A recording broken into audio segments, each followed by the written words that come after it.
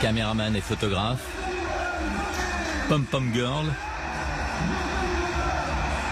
policier sur le qui-vive, c'est l'un des événements les plus importants de l'année. Il est d'ailleurs retransmis en direct à la télévision. Et ici, la star que tout le monde attend se fait appeler le prophète. Il habite à quelques kilomètres du stade.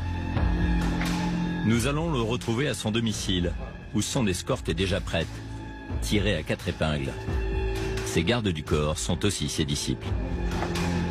Le prophète Koundé, il est vraiment un homme de Dieu, un envoyé de Dieu. Il fait tout ce que Jésus a fait. Le prophète Koundé fait aussi ça. Donc il est vraiment homme de Dieu. C'est notre prophète, c'est Dieu qui nous a envoyés ici dans notre pays. Le prophète Koundé, c'est cet homme avec une chemise à fleurs. Dominique, de son prénom, a créé au Congo une église chrétienne. Il revendique 5 millions de fidèles. Un succès qui ferait des jaloux. Dominique Koundé prétend recevoir régulièrement des menaces de mort. J'ai subi aussi beaucoup de problèmes, de menaces à mort, tout le temps. Des menaces de mort? Oui, même en Angola, il y a des criminels qui sont entrés pour venir m'abattre. Ils sont entrés avec des pistolets. Dans son salon, le prétendu prophète est fier de nous montrer ses dizaines de diplômes. Celui-ci le reconnaît comme étant un scientifique, un savant et un ministre universel, serviteur de la paix. Il aurait reçu aussi des mains de l'ex-président Joseph Kabila la médaille du mérite civique.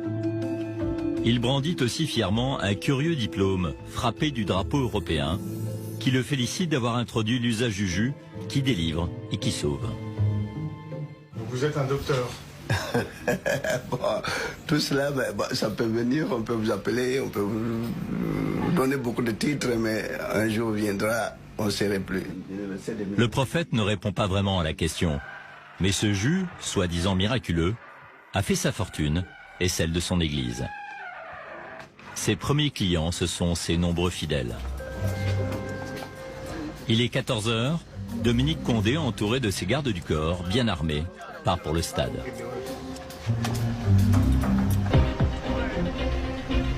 Mais on est là tout simplement pour essayer de remonter ceux qui sont faibles, de conseiller, de prodiguer des conseils à ceux qui sont dépourvus de moyens, dépourvus d'essence, pour qu'ils puissent vivre, même dans la disette, mais avec beaucoup d'aisance.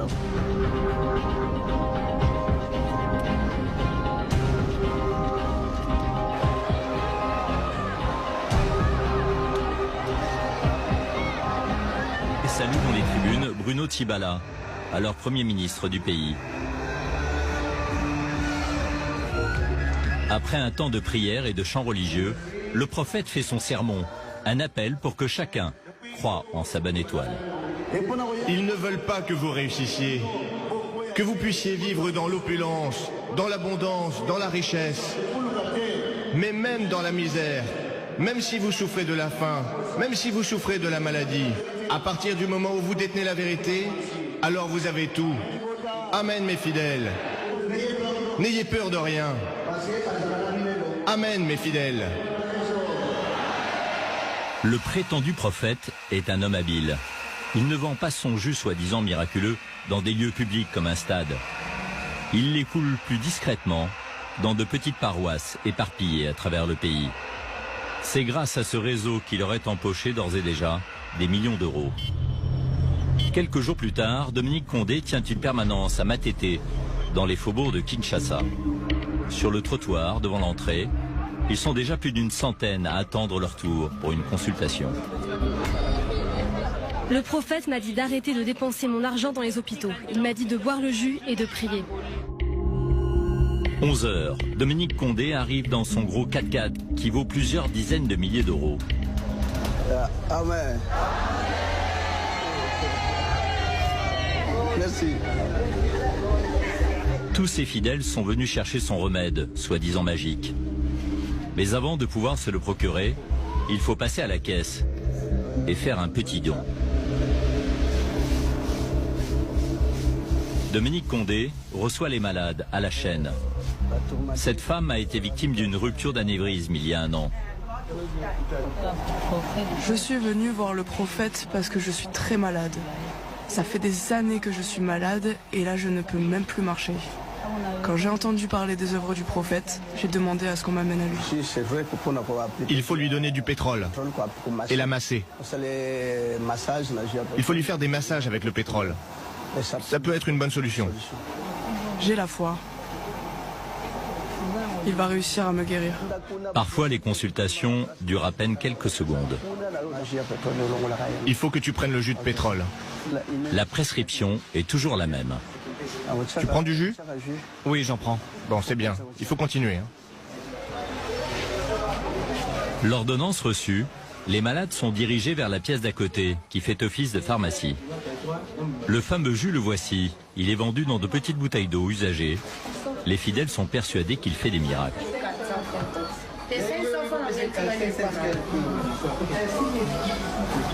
Ça guérit même les sida, même l'estomac, cancer de foie, même cirrhose de foie, beaucoup de maladies. J'ai été la maladie des sida, j'ai pesé 14 kilos, mais maintenant j'ai pesé 52 kilos, maladie des sida grâce au J, le prophète qu'on est pour le Dominique, la journée. Une affirmation sans aucun fondement scientifique, un message dangereux pour les malades. Les 50 centilitres de jus sont vendus près de 14 €, une somme importante qui représente la moitié du salaire moyen.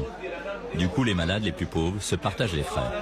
Bon, on peut mélanger quand on a peu de malades, 2 personnes, 3 personnes par exemple, nous avons mélangé 3 personnes, on va partager. Dans la pièce se dégage une forte odeur d'essence. Il y a du citron, il y a du pétrole, il y a beaucoup de mélanges que vous ne connaissez pas.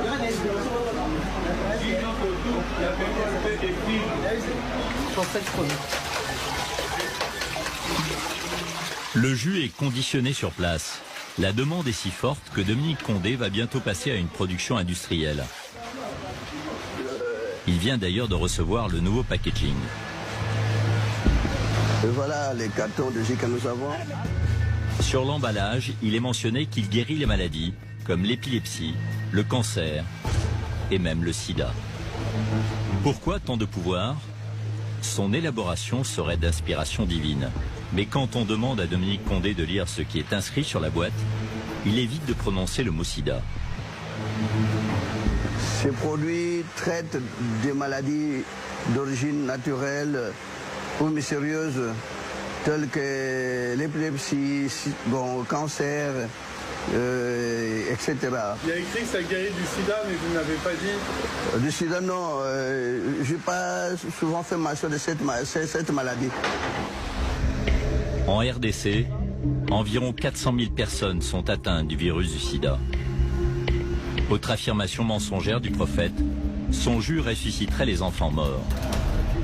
Ces produits, il y a des gens qui donnent même des morts-nés. On applique le jus, on met dans la bouche le mort-né. Ils reviennent à la vie, les morts-nés. Pendant ce temps, dans son bureau, ses assistants comptent et empilent les billets. L'escroc vendrait des dizaines de milliers de bouteilles chaque année. Il n'a jamais été inquiété par la justice.